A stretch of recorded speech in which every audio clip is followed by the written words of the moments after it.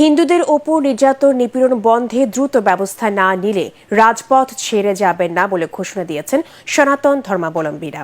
বিকেলে শাহবাগে সম্প্রতি দেশের বিভিন্ন জেলায় হিন্দুদের বাড়িঘর ভাঙচুর লুটপাট করার দাবিতে আয়োজিত মানববন্ধনে একথা বলেন সনাতন সম্প্রদায়ের বিভিন্ন সংগঠনের নেতারা। এ সময় তারা হিন্দু সম্প্রদায়ের জন্য আলাদা মন্ত্রণালয় করারও দাবি জানায়। খায়রুল ইসলামের রিপোর্ট।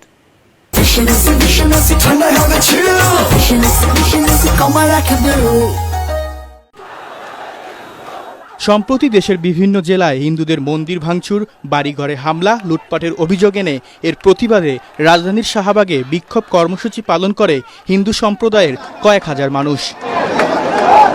তারা বলেন, ধর্মীয় পরিচয় নয়, সবার সাথে মিলেমিশে এদেশে নিরাপদে বসবাস করতে চান তারা। সংখ্যালঘু সম্প্রদায়ের উপরে যে হামলা হচ্ছে, নির্যাতন হচ্ছে, লুটপাট হচ্ছে, সেগুলো বন্ধ করতে হবে। আমাদের সংখ্যালঘুদের অনতি বিলম্বে হামলা থেকে সুরক্ষা প্রদান করতে হবে।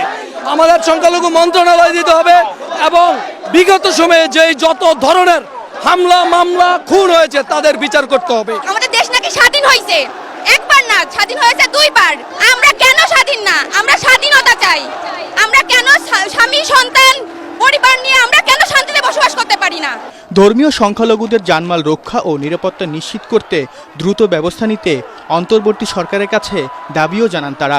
অনতি বিলম্বে দুর্বৃত্তদের ধরতে হবে, আইনের আওতায় আনতে হবে, না হলে আমাদের এই আন্দোলন অব্যাহত থাকবে রাজপথে। বৈষম্য বিরোধী একটা আন্দোলনের প্রেক্ষিতে বৈষম্য বিরোধী একটা বৈষম্যহীন সরকার গঠন হয়েছে।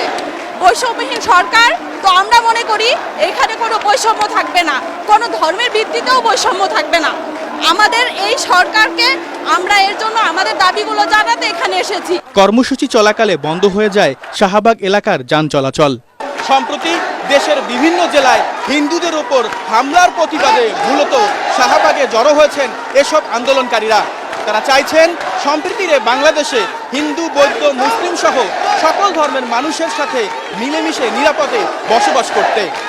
খায়রুল ইসলাম, এটিএন বাংলা, ঢাকা।